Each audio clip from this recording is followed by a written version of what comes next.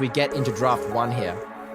I'm actually excited to see the picks overall. I think we've seen a lot of consistent picks throughout the series so far. Throughout the tournament so far. We've seen lots of Mels in the mid lane and a lot of like what do you call them again? Snowball type champion. Because as soon as you get ahead, we're actually going straight through into it. We've seen a lot of tanky bruises over in the top lane as well. We've seen a lot of investors being chosen. I think Ornn is also being seen too.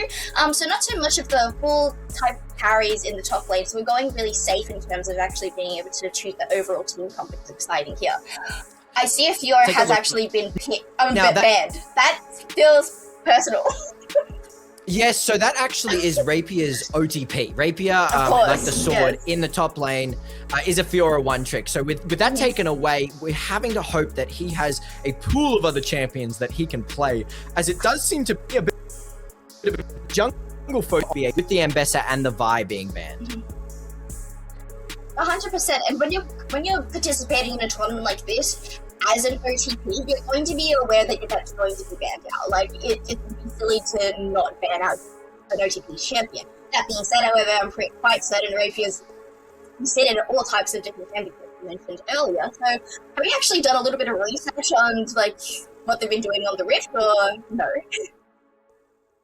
Well, that's the thing. It's up to these teams how they've been studying, if they've been looking at the OPGGs, if they've been practicing, and if they've been working around situations that will occur. We saw that in Team Poltron Kitten's Laughing Man. His Urgot, he's an Urgot one trick. His Urgot was banned, but he has that deep pool, and he performed really well. He had that Yorick backup that he brought in, a man after my own heart, as we get a Nico lock in. And what we've seen throughout this tournament is so many flex picks. We've seen the Pantheon be flexed to the jungle. We've seen, of course, the Ambessa. And Nico is a really interesting one where that could be a Nico mid lane, it could be a Nico support, but it actually also could be a Nico jungle as well. I'm honestly surprised that they're not deciding to focus on to prioritize the carry. We were talking about how much pressure Shinking and Praetor have in the bot lane in general, so I'm surprised that they're not trying to take away just an ADC. Whereas on the side of FATPIZZA, that's exactly what we've done straight off the go. They've locked into it can be incredibly strong as soon as you get her items. I think the game plan for BHR has been decided already. With these jungle bans, I think they know their win con, the Nox win con, as I am certain that is a Pantheon Nox, a very big force to be reckoned with. So I think what they're doing is they're understanding we need to get Nox ahead. We need to allow Nox to get his evil talons in. And to do that, let's just make sure that this jungler doesn't have any comfort picks, doesn't have anything, and just allow the steamroller to steamroll. Let's ignore the bot lane. Let's just hope Polymos and Aquilin can hold on, because that's what they need to do against Praetor and Chinky. Because if Nox gets ahead, you're in for a rough time. You really are. You get a Dax ban on the team of FATPIZZA here. 100%, and that's why I feel like Nika would be an excellent pick for them as well, being able to prioritize that. And Nika can, if you guys did tune into the past, how much Carey was able to get a lot of pressure around the map, being able to clone multiple things all over the map as well, and being able to fight them out and get all those game-winning plays. So this focus on Nox as the jungler with Panther with so much mobility as well, we want to be able to see them to get that focus on those objectives, and we want to be able to get that vision. Vision is so important. Time and time again, we have seen how much pressure is or isn't with the lack of vision and with the lack of ideas of what the other team is doing. So we really want to be able to see the types of carling that we're going to be seeing for Stroke and for Nox, and how they're going to be able to play this game. Yeah, and in terms of what the other teams are thinking and doing, we can see with that Orianna ban from BHR, they want to take that out of the equation, the classic J4 Orianna combo. And with that gone, I mean, it's going to be interesting to see what they mid lane to go against Sejin. Sejin, a very well-performing player, as Sejin is on his classic Syndra pick, not banned away.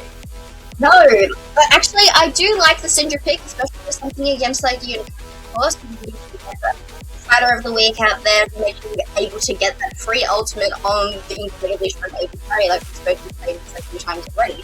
So, and the answer to that is going to be an Ari. I get a lot of mobility, so that is really, really, really something to focus on in this particular game. Because we're talking about jungle, we're talking about vision, and we want to be able to get to those objectives fast. somebody like Ari is definitely something we should be worried about, because with that Spirit Rush being able to hard right at you from over a wall, you really got to be careful. Absolutely, absolutely. And what's interesting is the sheer amount of movement they have on this enemy team. I mean, look at this. We've got the Ari dashes, we've got the J4, we've got the Cassante, and now we also have the movement speed from the Karma. It's going to create a very interesting level for how immobile BHR are. This Ornn isn't doing a huge amount of movement, and besides the Grand Starfall on the Pantheon, not much going on there. The Syndra has the Scatter the Weak, but if that's used differently, then it's going to be a bit in trouble. Yeah, 100%. It's gonna be. Yeah, I think it's gonna make a couple of interesting situations. Sorry about that. What's it called? I think this Nico Corki lane is one that we should really pay attention to, because in terms of the game plan that BHR, at least I predicted, we're going for, which is one of a survivability based one. Their aim is to survive, to hold on, don't give Praedyth any extra kills, don't let him get too much of a lead. The Nico is an interesting thought, because there's not much peel being offered. It's more of a catch-out champion, big plays, big flashy roots, and it's going to create just a strange scene as we get into game, and we'll see how this plays. Okay, just as we had anticipated, there's going to be some action in the bot lane before Praedyth and Sheik to potentially get ahead. Nothing much is going to be happening as we get some minimal poke damage from the two sides. Let's have a look at what the other players are thinking of the team. So it's a nice 5-man spread, as you guys know, for the side of FATPIZZA, while the rest of them were just scoping out to see what is happening in the bot lane. I'm really interested to see what they want to get the pressure for it early. Do you think? Yeah, we've seen, in terms of early pressure, we've seen a lot of these tank top laners go against each other. We've seen a lot of, Sion, Ornn, Cassante. And it really shows the meta at the moment is not sort of controlling of the game meta. It's all about team fighting. It's all about sort of helping your team. All right, Nox is getting some damage dealt onto him. That's going to be a little bit of an issue here as well, considering we want him to be able to get ahead, and with that minimal amount of health on him, his dread size is just going to be taken away. Yeah, I mean, FATPIZZA seems to know the idea of how to play this game. They seem to understand the game plan of BHR, whose main plan is to get Nox ahead. So if you stop him early, if you stop the steam train early, it's going to have a hard time getting up and going. Oh, and the damage does not stop. Look at how much has been dealt over to Aquila, but they are fighting straight back, and Praedyth needs to back away. It is not looking good in terms of HP being provided overall. Both pots already being used by both of them, and the flash already from Aquila to try to get that last kick off. Unfortunately, no prevail. We were saying that there wasn't going to be much action, and yet here they are. But we do see straight players making it down to the bot lane. Flash E. Oh, beautiful flash and the flag and drag on that one there, and that is first blood over to FATPIZZA. What do you think about that?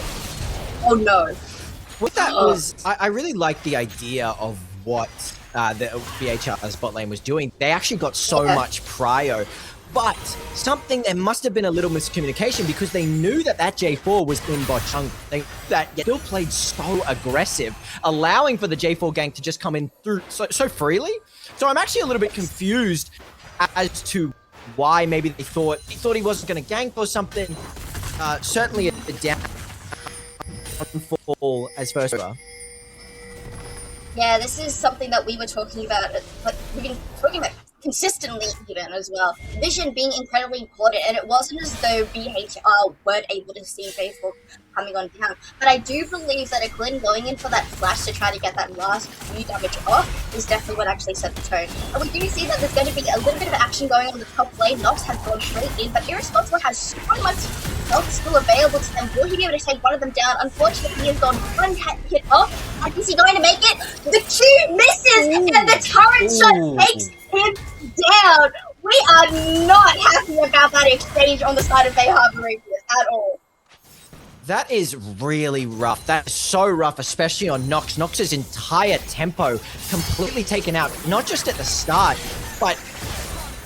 Oh, I think there was also a kill top lane. Happening in the bot lane. Hold on a moment. We're going straight back. But he's and it's not happening. It is a 1-for-1 so far. We are going to see that is going to be a little bit more damage. but he's just a single man. He's gone for the flash to try to get that 1v1, and he gets the kill. Oh my goodness. So it is a 2 for 2 in the bot lane, and Chicken being the only one to survive there. What a trade-off. Yeah, I mean, Kismet playing very well. We missed out during that, by the way. Just a little thing that happened in the top lane, irresponsible. Big Brain actually got not just the kill on Nox there, but went on to solo Rapier and picking up 2 kills for himself, which is absolutely insane and going to skyrocket the tankiness of this Cassante. We saw the play through bot, and while Kismet did do really well to turn it into something favorable, it still ended up quite badly for BHR. Alright, we're seeing that Nox wants to try to get more than he can chew. He's already gotten so much away from him, but there's going to be a little bit of a push. With absolutely no jungle camps to actually get out of it, I'm unsure what he's trying to get here. A flash has also been heard. It's a bit of a desperation play, I think, coming from Nox here. If you look, his top side is up. He has access to more jungle camps. They're going in, the stun's off. He's doing so much damage already, and that is not being taken down. Kratos is also in for the flag and drag up, and that is another player down on the side of TOR. I think this is a mental fortitude game going on now. Nox is a little bit tilted on how this game started. He's in that top jungle, but for no reason. He's got top camps up. And it causes such a messy situation when you have Karma who, can perform decent damage early with that Mantra ult. It's making for a really rough game for Nox to get back this tempo and start climbing that ladder again. It's certainly doable, though, as level 6 comes out for our top laners. Yeah, definitely. Alright, he goes in, and already Sajid is dealt with so much damage from the land.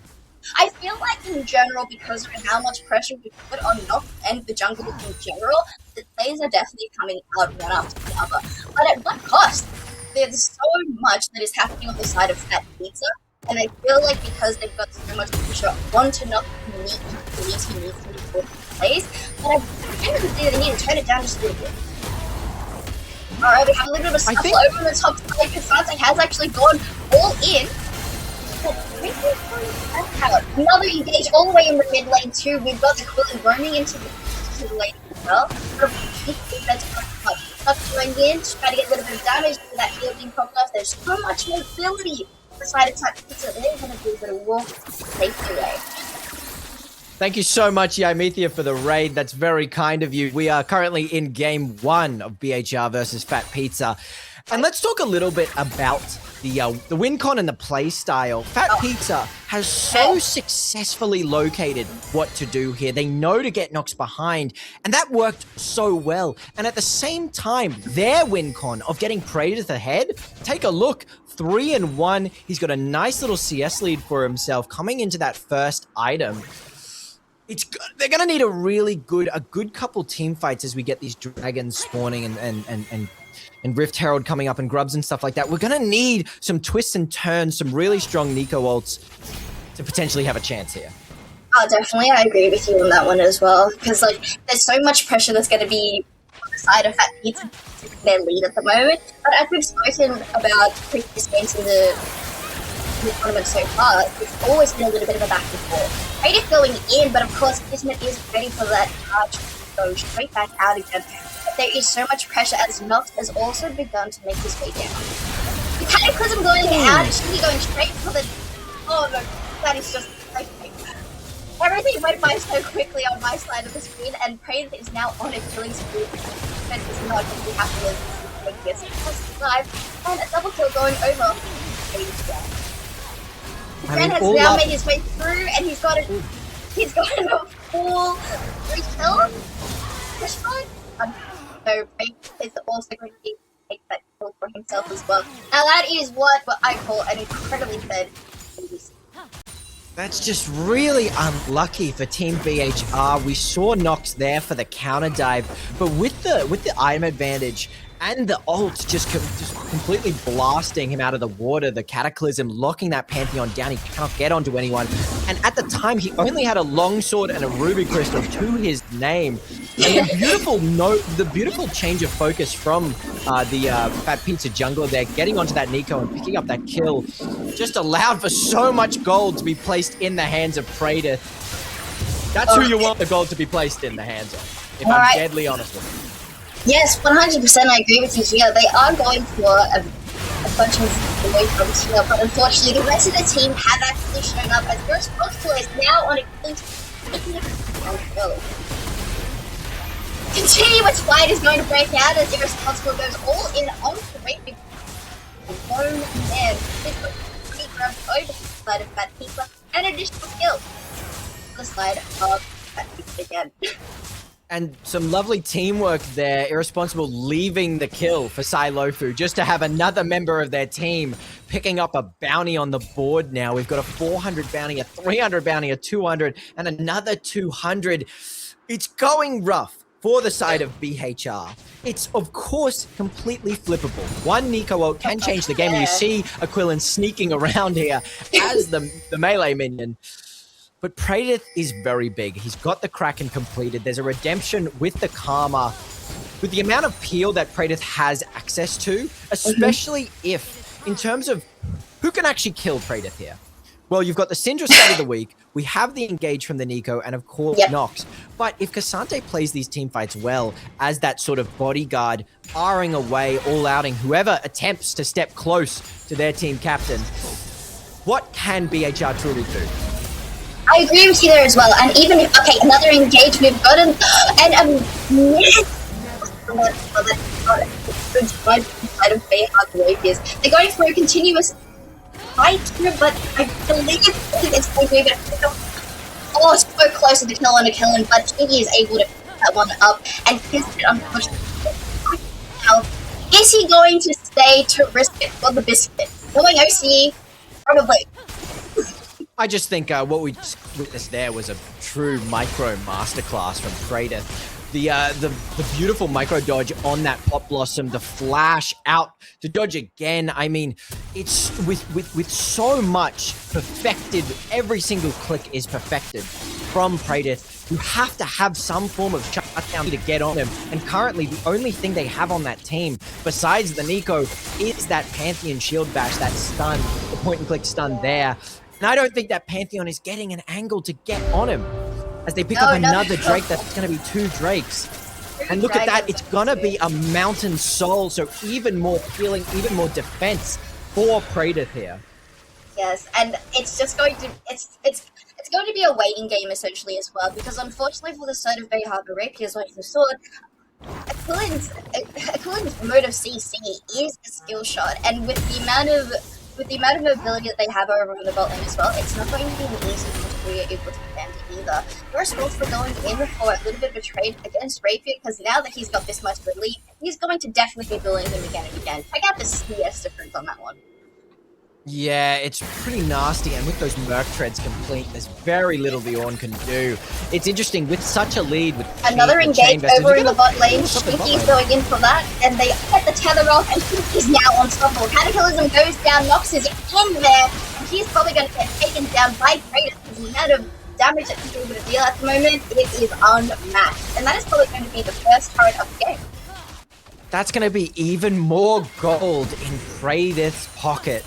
As you saw, the sheer damage from just a Kraken Slayer and a Zeal, I mean, is that not frankly absurd? And look at his health, completely healed, that redemption coming through from Shinky. We saw Nox look for something there, but with the counter gank as well from the J4, the chances to claw back in this game are getting slimmer and slimmer, as not even an item on Nox yet. And not now even an item Aquilin has been caught out with the charm being landed, but luckily, his life. This is what happens when you've got the vision. You were talking about it earlier. The amount of mobility, the amount of vision, and the amount of pressure that he has at their disposal. BHR Rapiers really need to tone it down and try to find a good fight for them where they know they're going to win. We already mentioned earlier that they've got so much and a charm being put down onto him. This is going to keep going. Scattergood does put down. It has turned up. Unfortunately, Lofi has reason also to get back over the wall and has Shinky to back him up and taking down Kismet and Sajid all at once. This is something that we don't want to be happening for Bay Harbor Red Bears. Yeah, and it's just more of an expansion of not allowing Nox to do anything. They can't even get control of this jungle. Sailufu playing so deep there. Syndra desperately attempted to clear out some vision, take a look what's going on, and you can't do anything because look how far ahead they are. They've got such a huge gold lead at 8k gold now. It's 14 minutes in, and there's an 8k gold lead. And take a look at the gold on Praetor. 3k gold ahead. Yes, but you know what that means? What it means is that there are 100 bounties that are right before the king. And this is how Bay Harbor Rapiers are going to be able to come out on top. We need to be able to get the vision. We need to be able to do exactly what their team club that they've planned out. Execute that plan. As soon as we're able to get the right type of bounties onto the side of Bay Harbor Rapiers, we're going to get that gold and try to get more pressure on themselves. Unfortunately, at this point in time, they need to be able to play a little bit slow, try to get that vision from the go, and not play so over because if they continue to play the way that they are, it's just going to be a straight up roll from the side of you see that right he has he's putting his ult down, Pop wasn't going down, and the going back in. He being taken as criticism as well, and plays another kill. Oh no, Praetor is legendary. He's in the fight. That is a triple kill, and it was looking so good for Bay Harbor. Praetor may continue to face after them, but irresponsible is going in for the kill. He has caught out Zed and with a double ultimate as well. But of course, there is still so much damage that's going to be left over from that Syndra ult. Honestly, I feel like all of those orbs coming in at the end of it is kind of BS, but that's That was, I mean, wow, you could really see Praetor at a 4k lead now, picking up those kills in that fight. That's going to be probably an entire other item added to his repertoire as another risky TP in. This has been the name of the game with these risky TPs. Praetor really wants to keep playing. Watch the exploding free and gets taken down by Floki. I'm being taken down as well, and that is another member of Bay Harbor. Out. Also, and that is a quadruple by Silofi. We have been focused so hard on Praetor on this EDC, and Silofi is just coming out on top in this particular fight. And he is going in to meet away. Damage is three of the members left in fight. And he's going in for it anyway! A beautiful E! He gets the kill.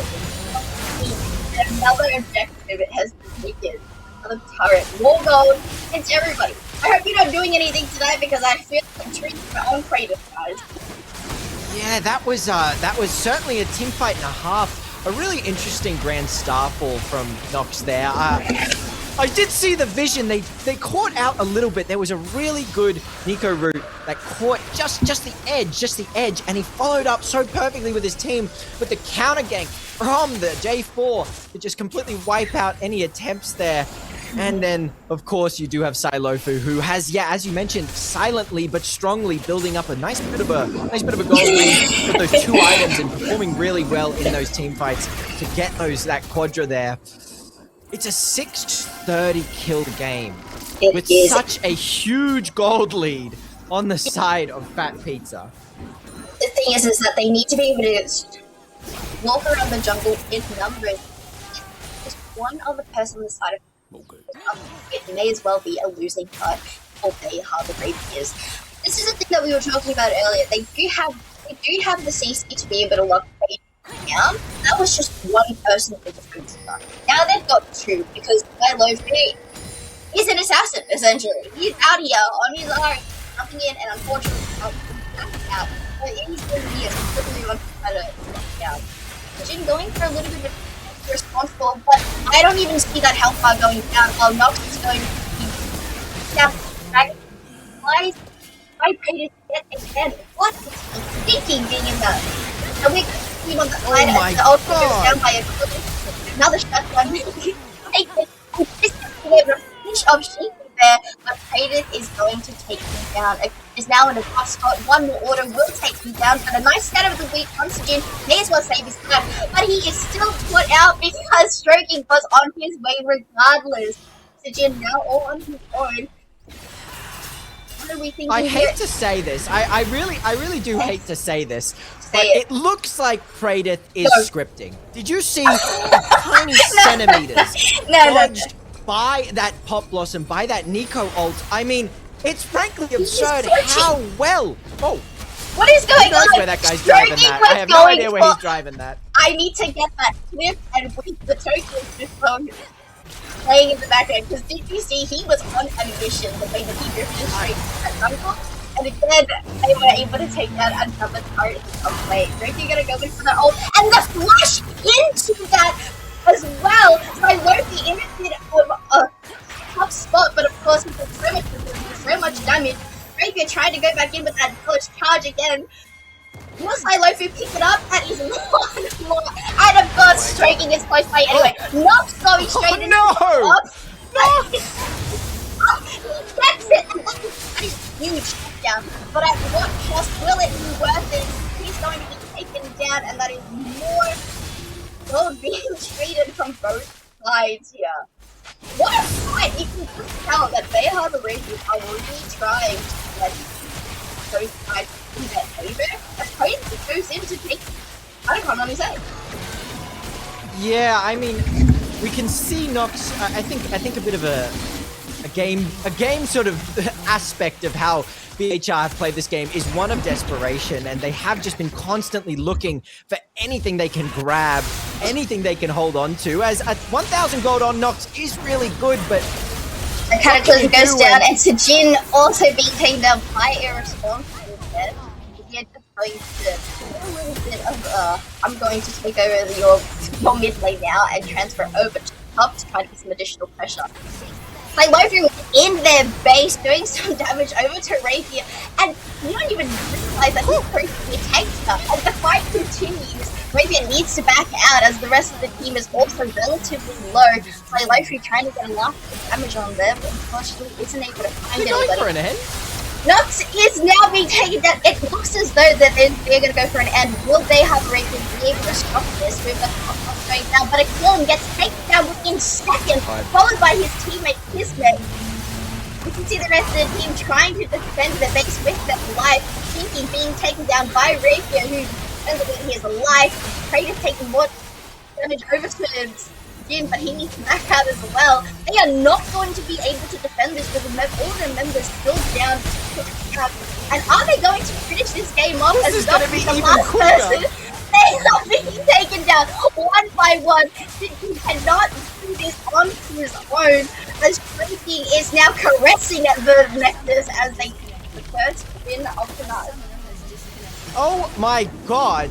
A 22-minute game. A 22-minute game.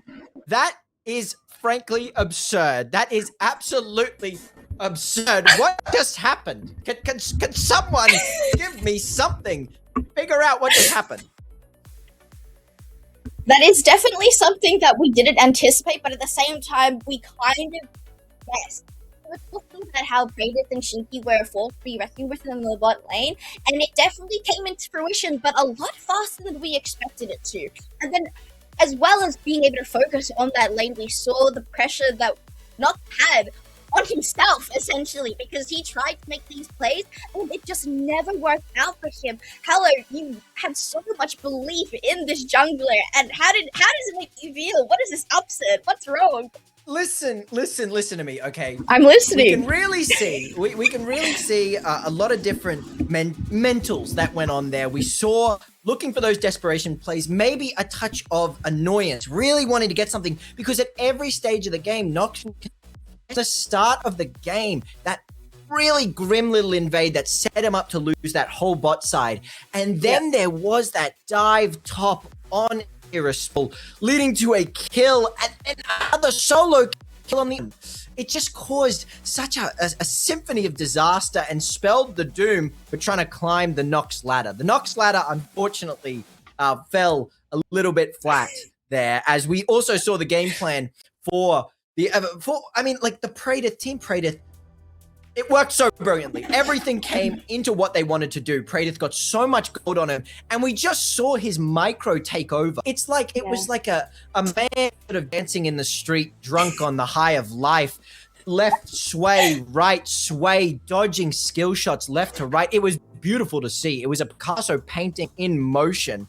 And once he had that gold on him, I mean, it was a free for all. What could anyone do when you only have the only CC they had on that team was the Pantheon Shield Bash and was the Syndra Scatter the Weak, and that Syndra just never really got ahead. There was no real angle for that Syndra to get gold on her, just because the game was played so deeply in jungle and bot side. Silofu keeping that gold lead up and then just sort of skyrocketing after Irresponsible left that Ornn kill near the grubs for him. Yeah, definitely, and this is what we were talking about. How draft definitely matters. Like we saw the prioritization. The prioritization of the Nico being first pick, but that just meant that they had already decided the fate of their bot lane, because what is going to be able to answer something like the Yara? We saw what they wanted to accomplish, but unfortunately it just was not executed in the way that we would like it to. We wanted them to be able to play it slow, but of course with the amount of pressure that Nox had on himself to try to get that lead, it just let him down again and again, and there was just no respect for Praetor or his damage. And even Shinky as well, because Karma, people tend to forget that Karma has so much damage at her disposal with those AP ratios that, again, shielding and the tethers being used under tower where they're able to just dive so easily, again and again, it just felt as though they didn't know how to respond to their champions, and it felt as though their draft could have been so much better if they had planned it and in advance, essentially. Yeah, we saw. I think that's a really good sort of idea to say, and the sort of belief of how that game played. It was a bit of a draft difference. It really was.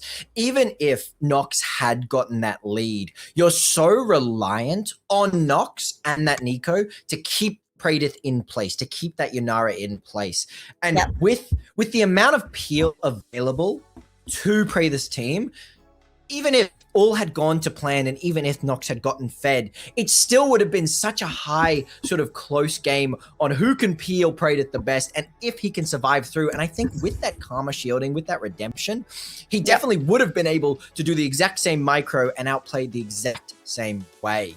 I do think there were those from Nox. We did see that Grand Starfall leading him straight to his doom. We saw a lot of TPs. TP's actually played such a big role in that game. That TP top at the start, giving Nox the idea, okay, we can get a free kill here on the Cassante, but never underestimate the 200-year-old champ. Really never underestimate just how tanky, how many dashes you've got, how much tools you have at your disposal there. And that solo kill, we saw it down. You mentioned damage. We did see the Karma damage with that practical solo on Nox after he had... I'm still slightly confused about that invade. I think there was a miscommunication, and maybe he thought the Grump was up, or maybe he thought the Wolves were up and going to get it, because there was no reason to be in that bot lane jungle, and it just allowed FATPIZZA to come in and collapse and get those kills. And more importantly, the kills didn't matter. It was just a matter of stopping Nox's temp, because we saw we did see Nox play really well and pick up a couple of those bounties, and with that extra gold, maybe with a decent amount more time, he could have picked up again. He could have used that gold to start turning those team fights. But unfortunately, the Praedyth clock ticked a little bit too close to 12, and we saw the gold on that. What can you do?